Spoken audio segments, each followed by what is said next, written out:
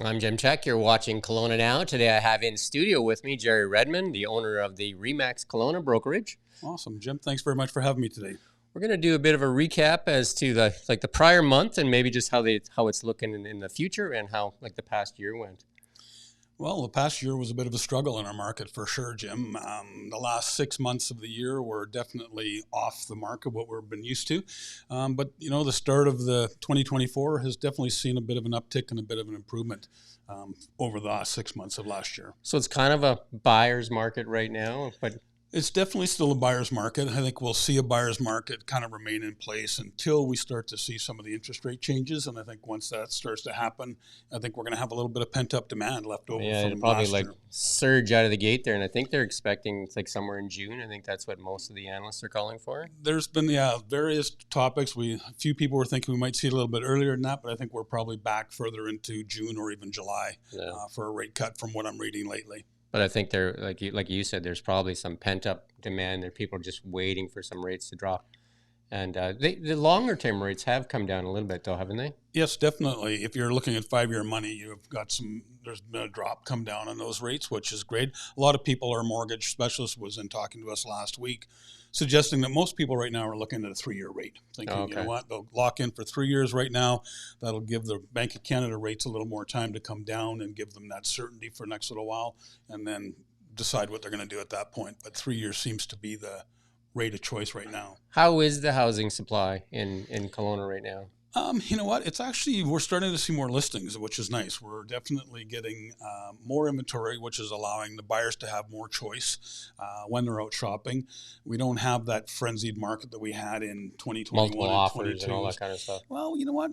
A well-priced home right now, we are still seeing the opportunity of multiple offers. So that is under the $1 million mark. Is that kind of or in that sweet spot? Just discussing one today with one of our agents that was in the mid 1.5 area and multiple offers today. So, it really comes down to the house, the price that it was originally brought onto, but there's still buyers. People are sitting out there waiting for the right home to come along and be listed. So if you pay attention to the current market conditions, there's still a really good opportunity you're going to get your home sold. So if you're buying right now, where's the real value? Obviously there's single family homes, and then there's townhouses, and then there's condo or apartment buildings and stuff like that. Where are people finding the most value? Oh man, that's a loaded question. That's a really loaded question because it really depends on, what's value to you might not be what I consider value to me. If you have a family, right? Yeah. So our condo market's probably one of the areas that has a little bit more inventory. Some more price drops have happened on it, especially with the all the regulatory changes coming up in our province with short-term rentals. Right. A few people coming on market. Exactly. Yeah. So that's is there certain areas in Kelowna that if you're a first-time home buyer that kind of you would gravitate towards in looking? Yeah, definitely. I mean, there's typically first-time buyers are trying to look in that under $1 million price point. Right. Our most active area was between 700 and $1 million for the last month, with the most home sales in that price point. So you've got different areas. You've got your Rutland North and South in that area. You've got Glen Rosa. You get the odd stuff happening in North Glenmore and Glenmore. So it's really, it's just you just don't exactly know where they're going to pop up, but they're kind of scattered around the city. To that $700,000 home, that was, we didn't have that 2 years ago. No, we did not, for sure. So maybe there is some, I guess, a silver lining in some way, in that the home prices have come down, but mortgage payments have actually gone up because of interest rates. Well, that is that's what really comes down to. The affordability hasn't changed. Sure, I just saved $100,000. Or got worse, right? Yeah, got worse with the interest rates but the interest rates we had for so long were, kind of a bit of a misnomer in the sense of thinking that it was going to stay that way. Right? So, what are you guys forecasting out into this year? Well, I think once we see the interest rates, if they do start to drop down, I do believe we're going to see quite a busy market start to happen. And the reason is that if you think about it, if your city is going to be able to handle so many home sales every year, and 1 year you don't hit that number, those people that didn't do anything because of interest rates or whatever, they're There's- pent up demand. Yeah. So they're going to come into It's the not market. like they don't want to stop buying. It's just they paused. They postponed it, and Yeah, that's really yeah. what I think we're going to see happen is that once people get and we've seen it, I think even now in January is with the the consistent rate holds now. People are going, okay, we're at the ceiling. It's Yeah. not going anymore. I'm going to get in now. So that's Yeah. why we're seeing, I think, a little bit busier in January and February. And where are we seeing most of the buying? Kelowna traditionally has outside market kind of buying, supplemented with people moving up and stuff like that. But is there a trend that way, like more coming from the Lower Mainland or Alberta? Or We're definitely seeing, again, there's more people. We're hearing about the Vancouver market starting to get busier, and we always do lag Vancouver a little bit. But I do believe that we're still seeing that outside influence. If you look outside here today, an incredible it's hard day to here. beat, right? And, Hard to beat. I mean, that's the view behind us, right? Yeah, So, people are out golfing today. They're out skiing today, and there's people Yeah. been out on their boats already. So, nothing's changed that way. It's still going to be a Kelowna's destination definitely of choice. an enviable place to live for sure. Totally. And you got the fruit, you got the the vegetables in the summer and all that kind of stuff. Plus, it's the lifestyle here, right? We have it all. I mean, I remember, lived here for a long time where you had to go to Vancouver for good shows and things like that. Yeah. It all happens here now. You don't have to leave Kelowna anymore to go find what you used to. Yeah, we got some world-class hockey with the Rockets, and we got lots of good stuff going on here, right? Everything, yeah. Some of the best skiing in the province this winter's been at Big White and the area here because of the snow conditions and the between Big biking. White, Sun Peaks, Silver Star, Apex. I mean, that's pretty lucky to be all within 2.5 hours, right? Totally. Yeah. It's kind of like crazy, right? So yeah. So what that's going to do for our market is going to continue to press it along. I mean, people are people want to move here. People want to live here. That's why even people that come from Vancouver, they're still, I guess, house rich, and if they come here, they're house rich plus they have some extra cash left over. Well, and that's what caused a little bit of our price run-up that we had during COVID is people coming from these large centers where they're selling their homes and picking something up here, for $2 or $3 million less than what they sold for. They were saying, oh, geez, you know what? It's $100 or $1 million. It was an easy decision for them, or multiple offers. They would spend an extra 20 or 30 or 40,000 because they wanted it and they had the money to do it, which kind of screws the market up. Right now, if somebody's looking or they've been thinking about, because I think a lot of people have been sitting on the sidelines and selling too. Yep. When is the best time to kind of list? Is that spring kind of time when people all get active kind of and they're starting to look around? And Alice, that's an interesting question. I used to always list my properties for sale in the late fall. Oh, okay. Because what happens now is you'll start to see as the inventory starts to grow, more and more listings come on. Where in the fall and late fall and even through the winter is you might not get as many showings, but if someone's coming to look at your house, they're a serious buyer. Yeah. You don't get the looky-loos out. You don't get the neighbors out doing the open houses and things like that. They're serious people. Yeah. But typically speaking, we do sell more homes in the spring market, summer market here. And you know what? With people the weather get we're that itch, right? They do get the itch. The weather we're having now is that it will start to bring out people. I would say if our grass is green here, we usually have a busy market. So the development side of it is not really, I mean, I guess you guys get involved a little bit in the development side, when we're talking about these towers that are going up, but that's more so like people are kind of like pre-buying those homes and they don't really enter, I guess, the traditional real estate market. Yeah, most of the big developments like that do get launched by the developers themselves with their in-house sales team. Right. We have a few of the local people that do use one of our agents in our office to help do their marketing and stuff like that for them, which is good. But we get heavily involved in the assignment side of it if they're able to assign those contracts and things and you like can that. use a realtor if you want to purchase any. Yes, you can. Yep, all of the developers will allow you to use a realtor to. Yep, definitely Navigate all the stuff that you don't want if you're not unsure of what you're doing. I recommend it because the inside sales team for a developer, of course, they work for the developer. Yeah, we've used a real estate agent every time. Yeah, so it makes sense. Even for our son when he was out, we used an agent, right? So because they know what's going on. Right? I mean, if you're new to and you're not buying a lot of houses, you're not sure what you're asking or what questions you should ask, right? And the industry it changes every month almost with our government regulations and things that have changed so much over the last few years that, a good agent is up to date on everything that's going on, and all the proper rules and regulations is important for sure. And it doesn't add to the cost. Like if you're buying from a development, they don't add that cost on. You get the same deal whether you're using an agent or you just buy it. Yeah, typically with a developer, they do cooperate with us and do look after the agents. Oh. Anything that you see out there that people should be aware of? Wow. Yeah, I guess for me, I just think that watching the market, I think that, if you're a buyer and you're waiting for those interest rates to come down and you're holding off for that, I would start shopping now. We've got a good selection of inventory right now. And I do believe once we start to see the rate hikes go, the seller's motivation is going to change at the same pace.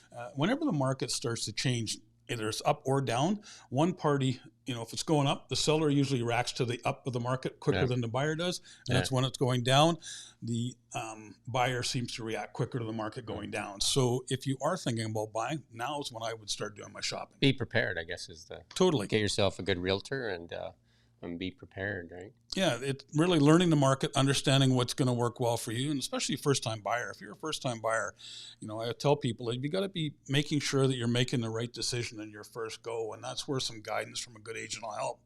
Because it's, you're setting yourself up for your real estate wealth totally with that first decision. And the other thing is just the community. If you have kids, what's the school in that area? And even in Kelowna, what's the water source? Like all kinds of different things come into play, right? Like how close you are to a grocery store. And totally. Walkability is becoming a huge topic point on. Yeah, well, parking too, right? Like if you have parking, on-street parking, off-street parking. Or obviously, younger people are really interested in if they have an in-law suite so they can supplement their income, right? So suites are huge. There's no doubt about it. I mean, helping with that. Those mortgage payments, definitely, my first 2 homes had basement suites in them here 30 odd years ago. So.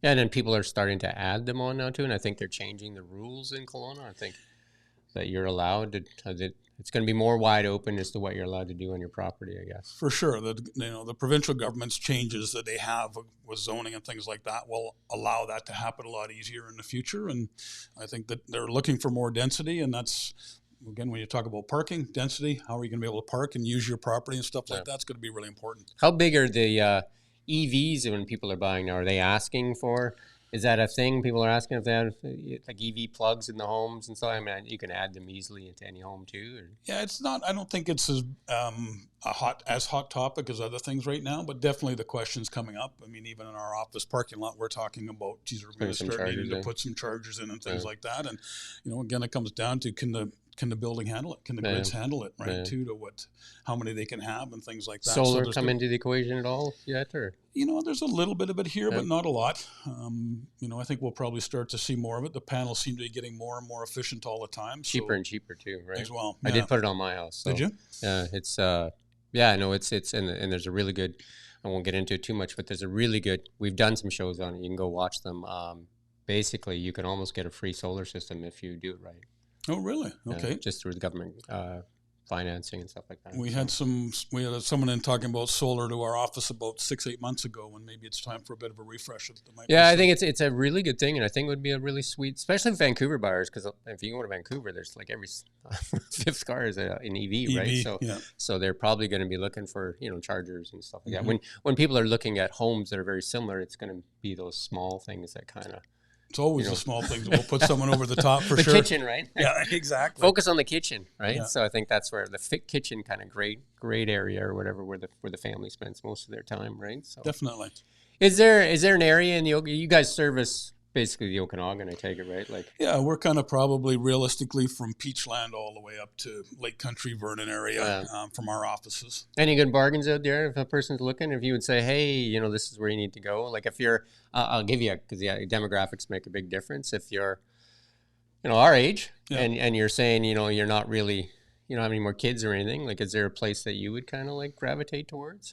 You know what? I like the South Pendozi area. I thought that would be always one area that if I was going to condo living, that I would go down there for the walkability. The shops Sopa, Movala, and all those areas in there, right? Like, and even downtown, the Madison building and those ones. There's some great buildings, and I think if I was looking for condo living, would be more in the downtown area for me, just for the livability of it. And a young family just starting out. You know what? Young families just starting out probably are going to be having to look at townhomes.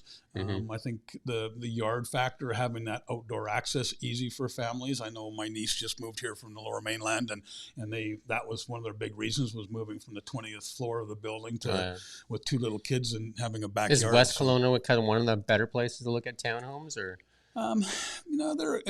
They're all throughout our whole community. Okay. I mean, Lower Mission, every area's got different different townhomes. Yep. Different. They'll be larger in some areas, a little more yard space in some areas. So it just really comes down to such a personal thing as where they want to live. Where's their family? Yeah. How close do they want to be? Kelowna definitely has like communities that are kind of like, they have their, advantages and I guess disadvantages or whatever, depending on where you're living in some of those areas. Downtown obviously has all the restaurants and all that walkability where you don't really need a car that much. If you go down in the Mission, obviously that's the bigger homes and stuff like that. But less access to a lot of the amenities. Glenmore seems to have a kind of blend of both. Yeah, Glenmore, the little strip through Glenmore where you've got the restaurants and the banks and the different things. Yeah. They've definitely put in some more commercial in there in the last 10 or 15 years, which has definitely given Glenmore a boost that way. Yeah. The Mission is putting in that grocery store down at the end there too, aren't they? At the end of Gordon, I think. Yeah, they are. They're building up in the ponds right now. Yeah. So that'll help that area, I think. Yeah, right? And that's some commercial being built, I believe, up in Kettle Valley right now as well. So yeah, and Jason lives in Kettle Valley there. So, I mean, that's a beautiful looking community, right? Kettle Valley. So, I guess, again, having an agent tell you what areas of Kelowna and why, or what you're looking for, right? Is that kind of like the evaluation process when an agent sits down with somebody? Well, yeah, that's, what the biggest thing that you do is you try to find out what's going to work and where to go. You don't want to, spend a bunch of time showing people property that's not going to work for them. And, you need to sit down and really dive into what people want and the areas. And, if you got somebody coming in from out of town, they don't know the areas. So I used to start with kind of one house in each area and their price point and drive them through the areas so they get to know, and then narrow it down from there and do it. But it really, you need to learn what the buyer wants, so you're giving them and showing them what they're really going to. I mean, we're seeing a lot of good news in Kelowna and with the city developments and a lot of rental properties coming online. So that should help ease some of that. I mean, it should help anyway, ease some of that stress that's put on the housing market, right? So it's amazing the amount of purpose rental buildings that are being built right now and going to be coming on the market. Like when we do the news, we only see one a day, right? Like it does, yeah. It's amazing how many are out there. In the West Kelowna too, they've done a few over in the West Kelowna area as well. Yeah. So it should help alleviate some of our rental stress for sure. We have kind of seen like a bit of a lull in the developments though, right? Like, the ones that are going up there, and they still haven't sold out some of the ones that are, they still have units in Movalla and Westrich, I think, still has a few. And yeah, it happens all the time, right? Yeah. I mean, it happened in 2008, same thing. We had all of the development in 2008, and we ended up, with the market pull back. Soap was a clear example of that, right? Totally. It took a long time. I think it failed 2 or 3 times, right? So it did. So that's kind of where we sit, I think, a little bit different this time. I don't think we'll see quite the depth of what we saw in 08 for sure. Yeah. That was a whole lot different thing. And I just think that, we had that eyesore in One Water for how long, right? Yeah. That concrete kind of like foundation wall that was put there and all spray painted and graffitied on, right? Yeah. So anyway, there is some selection out there now. Is there any way that Kelowna can, I guess, build more homes? Because I know that there's a slowdown actually in building of new homes, and I guess that has to do with the interest rates as well. But we don't have a lot of land either, right? Like lots. That's the biggest thing, and the city of Kelowna, a few years ago decided they didn't want more single family product. So, and it's been interesting because a lot of people say, house prices are going to come down. They're going to come down with this. Well, if we're not building new lots and new subdivisions, house prices aren't going to come down. They're not. Because people are still going to desire those. If you have a young family, those are what people look for, right? Like people's goal is still a single family home. Yeah. I mean, it's hard to raise a family in 400 or 500 square feet, right? Like when you have 2 dogs, a cat, and 3 kids, right?